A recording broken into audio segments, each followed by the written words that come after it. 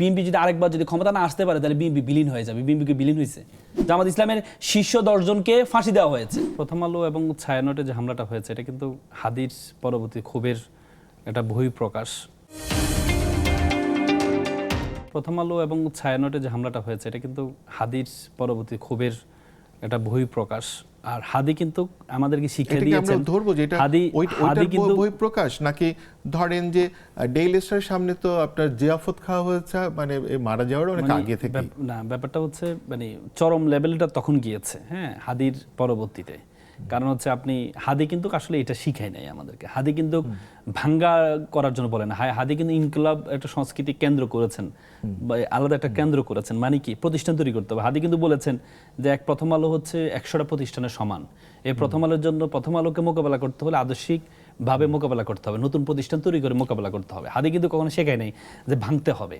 ভাঙ্গাটা এটা আসলে কখনো একটা দেশের জন্য ভালো কিছু নয়। আমাদের ঘুরতে হবে, আমাকে আদর্শকে আদর্শ দিয়ে মোকাবেলা করতে হবে। আমরা মনে করি আদর্শকে লাঠি দিয়ে বলা হলো যে যেমন মানে সেকুলারিজম এবং শাহবাগকে তো মানে একটা মানে কেন্দ্র করেই এই প্রথম আলো একটা বড় ভারতমুখী বা ভারতের দোসর বলে এদেরকে ধারা করানো হয়েছে দীর্ঘ ন্যারেটিভসের ভেতর থেকে।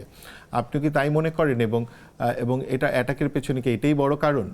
হাদি তো আসলে বড় কারণ কি আমি মনে করি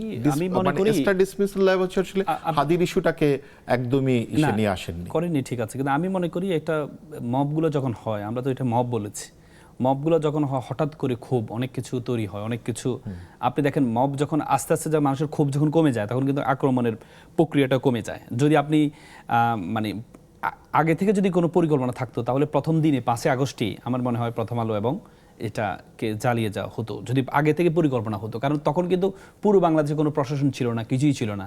তখন কিন্তু অনেক কিছুতে হামলা হয়েছে। তখন কিন্তু যদি এমন হতো যে এটা ক্ষোভটা অনেক দিনের, তাহলে প্রথম আলো তো প্রথম দিন 5 আগস্টে আক্রমণটা হতো, ছায়ানটের 5 আগস্টে আক্রমণটা হতো।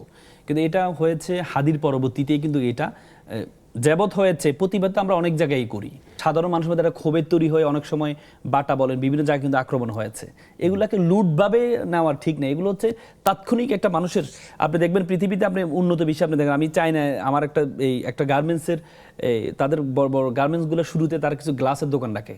তো আমি জিজ্ঞেস করলাম গ্লাসের দোকানগুলো কেন? বলো যে যারা শ্রমিক আছে তারা কাজ করে কিছু গ্লাস ভাঙে এসে, তাহলে তাদের মেজাজটা তাদের মাথাটা হ্যাঁ মানে একটু মানুষ কিন্তু কিছু ভাঙলে কিন্তু মানুষ দেখেন, আপনি যখন আমরা ঘরে দেখি যে আমাদের সাথে ওয়াইফরা রাগ করলে কি করে, গ্লাস ভাঙে, প্লেট ছুঁড়ে।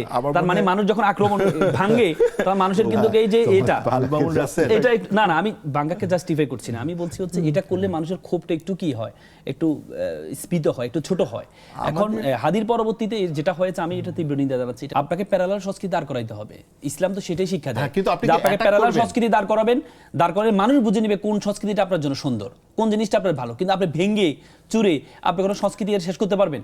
আপনি 17-18 বছর দেখেছেন ইসলামের আলেম সমাজ বলেন এদের উপর কি নির্যাতনরা করেছে। কিন্তু আপনি নির্যাতন করে আপনি জামাত ইসলামের উপর সবচেয়ে বেশি অত্যাচার হয়েছে। কিন্তু জামাত ইসলামের শীর্ষ 10 জনকে ফাঁসি দেওয়া হয়েছে। আপনি করে কি তাদের কি জনপ্রিয়তা কমিয়েছেন নাকি বাড়িয়েছেন? আপনি একটা আদর্শকে কখনো মেরে আপনি কখনো আদর্শকে মেরে কখনো আপনি বন্ধ করতে পারবেন না।